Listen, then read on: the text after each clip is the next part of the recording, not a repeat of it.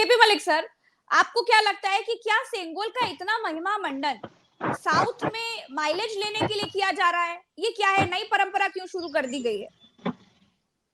देखिए प्रज्ञा, इनके मंत्री, इनके लोग, खुद प्रधानमंत्री कोई ऐसी चीज सीख के नहीं आए हैं कि हम पिछला जो हमारा कार्यकाल था उससे नई चीज को इस बार करेंगे, बल्कि अधिक कर रहे हैं।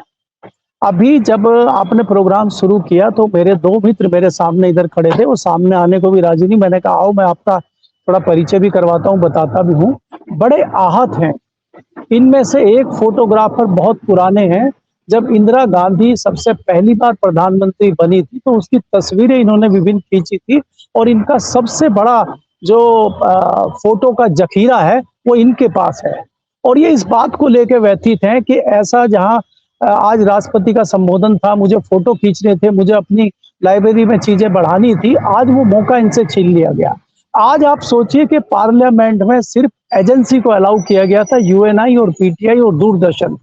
तीन एजेंसियों के अलावा चौथी एजेंसी नहीं थी, चाहे वो कोई टीवी चैनल हो, कोई किसी प्राइवेट निजी चैनल का कोई कैमरामैन नहीं था।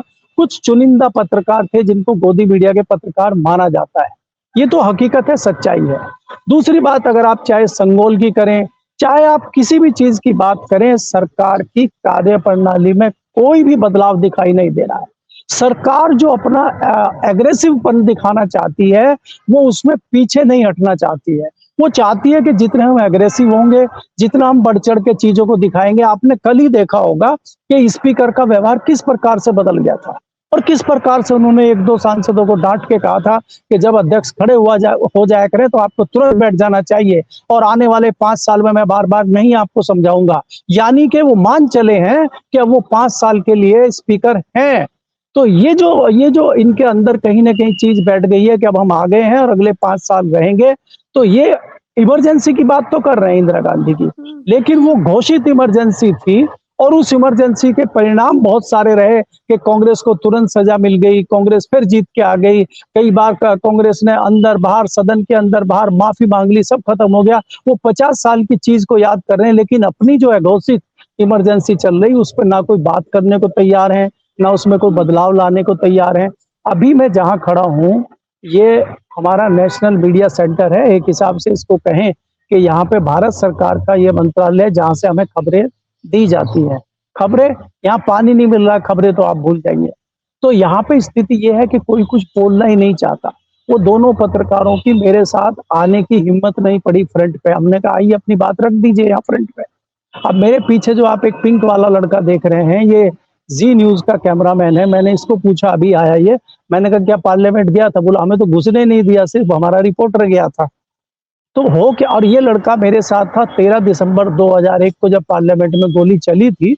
ये उड़ीसा से आता है, तो ये साथ में था 13 दिसंबर को जब गोलियां पार्लियामेंट में चल रही थी। तो इतने पुराने पुराने लोग हैं जिनकी सीधी सीधी एंट्री बैन कर दी गई है, और पार्लियामेंट में एक इस तरह से माहौल बना हुआ है कि जैसे पूरी तानाशाही चल रही है। और आज की जो तस्वीर आप दिखा रहे हैं, आज की जो चर्चा चल रही है, ये जिस प्रकार से ये लग रहा है कि कोई राजा है, राजशाही चल रही है, या जैसे अंग्रेज आए थे, जो हमारे पुराने पुरखे या पुराने सीनियर जर्नलिस्ट बताते थे कि जब अंग्रेज राजा या अंग्रेज लोग चलते थे, वायसराय चलते थे, उस तरह से वो ताजा हो गई हैं चीजें सारी।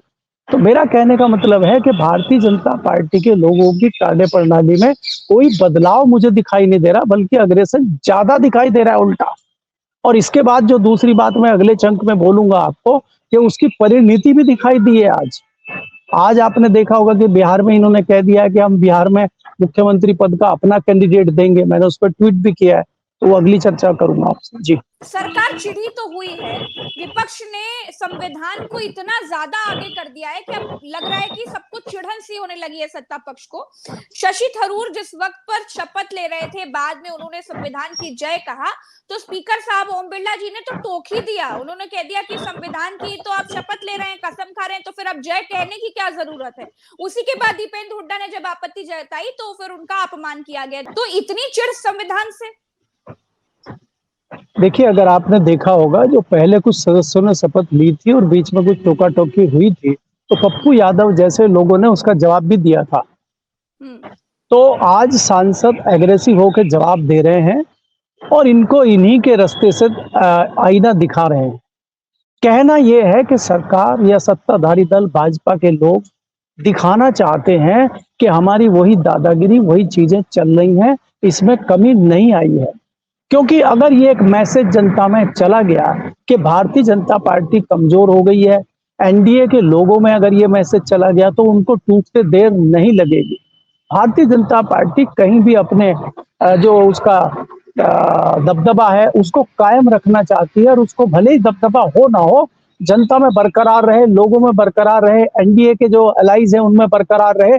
ये मैसेज एक जाना चाहिए सत्ता दल का ध्यान इस बात पे बहुत ज्यादा है।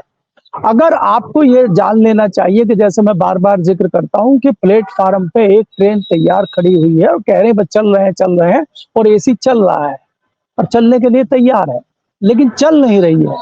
ऐसे में अगर दूसरी ट्रेन जो अभी बंद खड़ी है अगर वो स्टार्ट हो जाती है और उसमें एसी चालू हो जाता है और कहते भाई ये चलने वाली है, तो आधे लोग उतर के उसमें बैठ जाएंगे और ये परिस्थितियां शुरू हो गई हैं।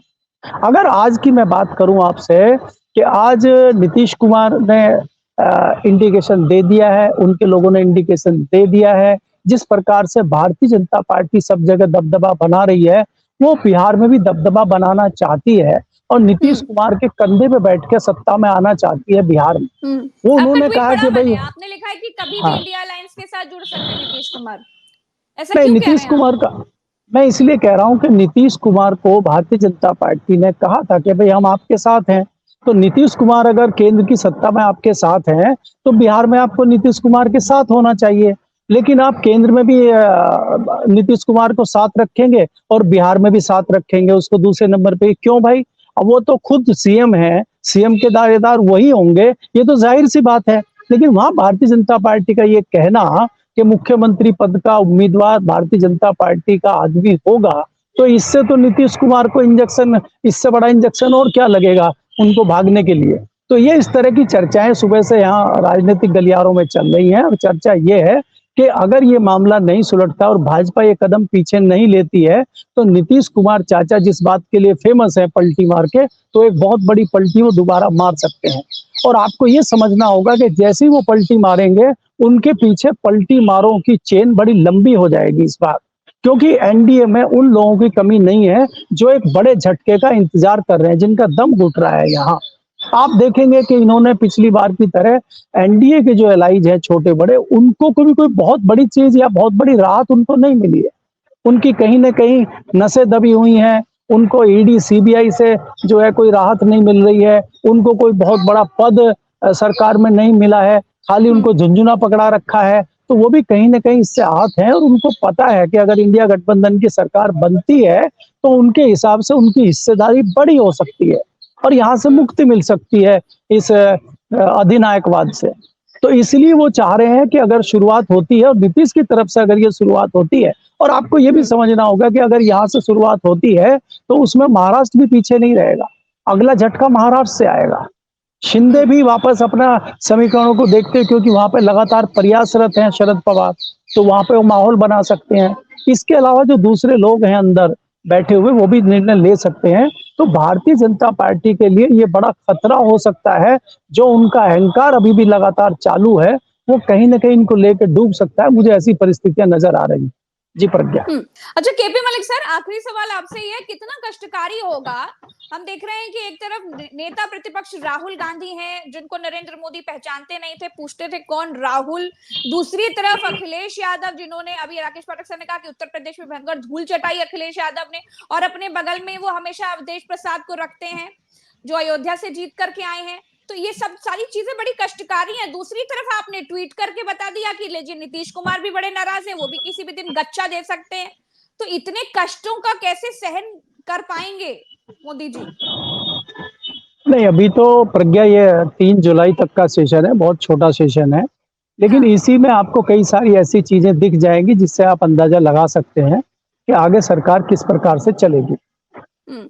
आपको ये देखना चाहिए कि पप्पू यादव ने जब शपथ ली थी, एक केंद्रीय मंत्री ने उनको टोकने की कोशिश की थी, और केंद्रीय मंत्री को एक साधारण एमपी, एक सांसद ने किस प्रकार से स्पीकर के आसन के पास खड़ा होकर जवाब दिया, इसको आप छोटा मत लीजिए। ये सरकार के लोगों की हताशा, निराशा को उजागर करता है और विपक्ष के किसी भी इंडिविजुअल सदस्य की जो एक बोलते हैं कि ताकत को उसको दिखाता है हाउस में। और जबकि ऐसा समय था जब सब चुपचाप बैठे हुए थे और सब ये सोच रहे थे कि अभी शुरुआत का दौर है, अभी हमें थोड़ा शांत रहना चाहिए। आप ये सोचिए कि ये परिणति कल के बाद आपको कैसे दिखेगी।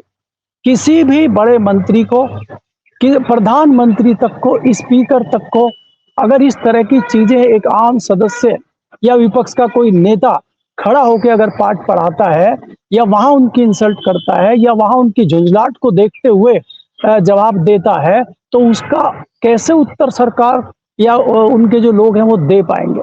अब जैसा कि एक उदाहरण राकेश जी ने दिया, अगर वो जम्मू कश्मीर के सांसद खड़े होकर हाउस में बोलते हैं और वो जब आपके पास शब्दों की बौछार करेंगे, तो चाहे वो स्पीकर हो, चाहे वो मंत्री हो, चाहे वो गृह मंत्री हो, चाहे वो प्रधानमंत्री हो, उनकी बातों का जवाब आप कैसे देंगे? आपके पास जवाब नहीं बन पाएगा। भले ही आप उनको 2 बार स्क्रीन पे दिखाएं, दिखाना तो पड़ेगा आपको। आप ऐसा नहीं कर सकते कि उनको स्क्रीन से गायब कर दें, इसी पे हंगामा कटेगा। तो ये अच्छा, केपी हंगामा मलिक सर, रोज कटेगा। जी, बड़ी खबर केपी मलिक सर, अश्विनी चौधरी पूर्व केंद्रीय मंत्री हैं, उन्होंने कहा है कि एनडीए के ही साथ चुनाव लड़ेंगे। अश्विनी चौधरी जी नहीं, अच्छा, देखिए ये तो चर्चाएं अभी प्रज्ञा जी चलेंगी। अभी अंदर बहुत सारी खिचड़ी पक रही है। और देखो, मैंने पहले ही आपको कहा कि भारतीय जनता पार्टी बहुत ज्यादा डरी हुई है, घबराई हुई है, लेकिन वो बाहर नहीं दिखाना चाहती। आपको ये याद रखना चाहिए कि जब हम कहीं वॉर हमारा चल रहा हो, हमारी कोई लड़ाई चल रही हो, तो हम वीक नहीं दिखना चाहते सामने वाले को, भले ही हम अंदर से कितने भी खोखले हो जाए। अगर 2 ग्रुप की लड़ाई चल रही है और एक के पास गोलियां खत्म हो जाती हैं, तो वो हल्ला थोड़ी करेगा मेरी गोलियां खत्म हो गई हैं। तो तो वो मतलब कहीं ना कहीं ये अगर अश्विनी चौधरी एनडीए के नेतृत्व में चुनाव लड़ेंगे तो नीतीश कुमार पीछे रहेंगे। नहीं, देखिए अभी ये हो सकता है कि भाजपा के दबाव में कोई स्टेटमेंट इस तरह का दिलवाया गया हो या हुआ हो। अभी रात तक पता चलेगा, रात को फिर ट्वीट करूंगा। अभी खबरें जरा आ जाएं। आपने मेरे को आधे घंटे से पकड़ रखा है, कई सूत्रों ने मुझे कुछ मैसेज भेजे भी होंगे, कुछ लोगों को मुझे फोन भी करने होंगे, तो तभी तो मैं, आप छोड़ोगे तो मैं कुछ करूंगा। तो इसलिए जो है अभी चीजें पकेंगी। अभी मैं लुटियन जोन में ही खड़ा हूँ और अभी तुरंत जैसे ही आप मुझे छोड़ोगे, एक मंत्री से भी मिलने जाऊंगा, वहां से भी कुछ चीजें मिलेंगी। क्योंकि आजकल सब डरे हुए हैं, मंत्री भी डरे हुए हैं, ब्यूरोक्रेट भी डरे हुए हैं। आपको ये देखना होगा, मैं एक बात आपको और बताता हूँ, कई सारी सीक्रेट जो चीजें लेकर ब्यूरोक्रेट बैठे हुए हैं, जो आज तक बहुत ज्यादा घबराए हुए थे, उनमें भी थोड़ा थोड़ा कॉन्फिडेंस पैदा हो रहा है। क्योंकि उनको भी अच्छा, लगता है कि सरकार कहीं ना कहीं कमजोर है, तो अब वो हमें कुछ इंफॉर्मेशन, कुछ चीजें देना चाहते हैं या देने का मन बना रहे हैं। नहीं तो अभी तो तक बिहार, खबरें कहाँ निकल रही कुल थी। कुल मिलाकर केपी मलिक सर, बिहार का गणित बहुत गड़बड़ है, ये तो बिल्कुल साफ देखने को मिल रहा है ना। बिल्कुल गड़बड़ है। और आपको ये तो आपको अंदाजा लगा लेना चाहिए, नीतीश कुमार जी अगर बिहार छोड़ देंगे तो वो पकड़ेंगे क्या? केंद्र में उनको क्या लेना है? और वो केंद्र में अगर आप उनको प्रधानमंत्री भी बनाते हैं, उसके बावजूद भी वो बिहार नहीं छोड़ेंगे। क्योंकि उनका मतलब है कि बिहार छोड़ा तो वो बाहर हो जाएंगे बिहार से। और केंद्र का पता नहीं है, भले ही वो इंडिया गठबंधन में प्रधानमंत्री बने, लेकिन उसकी गारंटी थोड़ी है कि वो 5 साल रहेंगे।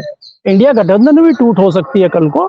तो इसलिए वो हो सकता है कि इंडिया गठबंधन साल, 6 महीने, 2 साल रह जाए पीएम, लेकिन वो बिहार किसी हालत में नहीं छोड़ेंगे। और बिहार में नीतीश कुमार को इग्नोर करके कोई भी राजनीतिक दल वहां राजनीति नहीं कर सकता।